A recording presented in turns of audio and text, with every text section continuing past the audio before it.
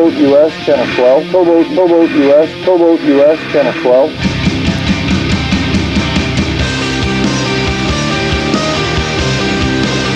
Tonight, the FBI and ICE agents are aboard the freighter Margot. Salvage crews remove what's left of a stunt plane nearly 5 days after a fatal plunge into the Atlantic Ocean.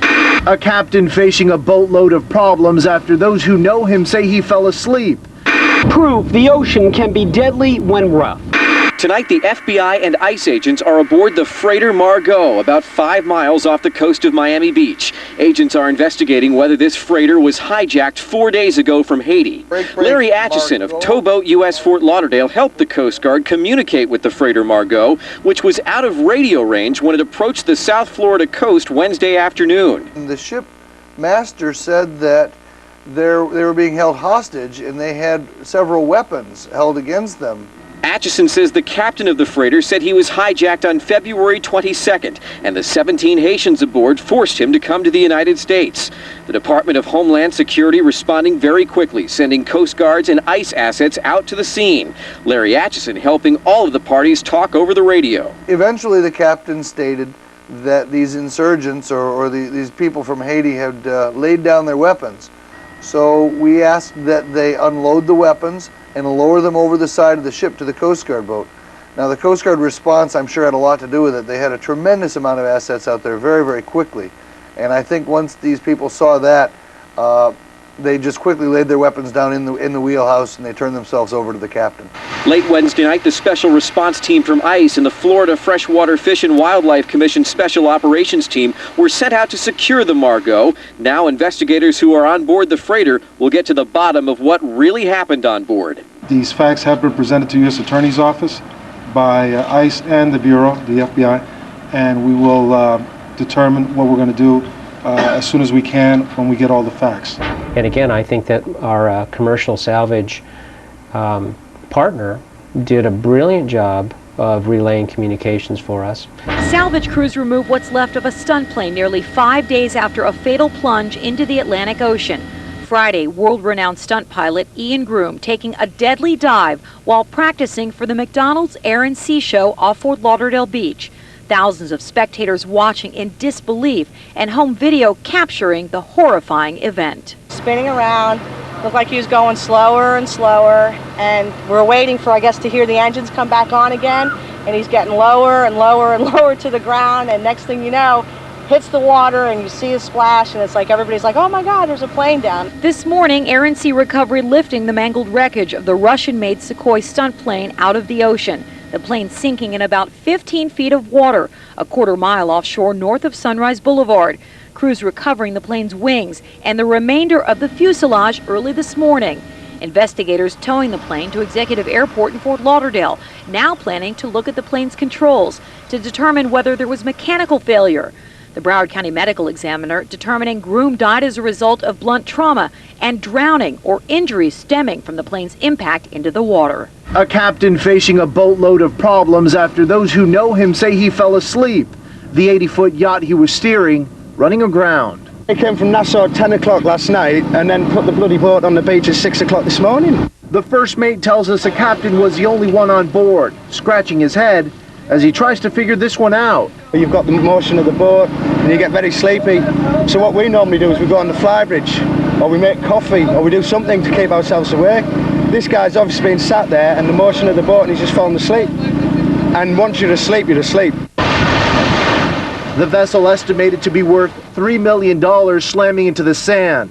Beachgoers at John U. Lloyd State Park have seen plenty of objects washing up on shore, none this big. I never thought I've seen that in my life. The salvage team trying to beat the clock. We use these lift bags here that are staged all along each side of the bow to pick the bow up. We'll have 5 tugs slide her back into the water very gently is the goal. Proof the ocean can be deadly when rough. One boat overturns and a rescue to save the 2 men on board puts another boat under the waves. A wave caught him and it just turned his boat over. It all happened not far off the Hillsborough Inlet. 2 men out for a day of fun capsized. 1 man on that boat is rescued and taken to shore by a crew from Offshore Marine Towing. Gary Melfa, nearby on his surfboard, brings in the other victim. The seconds felt like years, just getting them on the beach, and I was trying to get them on the beach as quick as I could. And two guys, I was yelling to all the people on the beach, help me. Help did come from a man on vacation from Canada and a nurse from North Carolina. They both performed CPR while a crowd watches. The whole time I was trying to get some air into him, doing AR. The nurse was extremely efficient. Just took over, told us what to do, get him on his side. Everyone needs to know how to help others and therefore help themselves as well. But that's what humanity is about. The CPR, not enough. That man did not make it. And minutes later, another tragedy is avoided. A man on another boat with offshore marine towing capsizes on his way out to help. Home video gives you a look at the Coast Guard plucking the man on board from the water. There wasn't any kind of tremendous, unusual wave. It just took me at a bad spot and came right on board the boat and snuffed the engine. At that point, game over.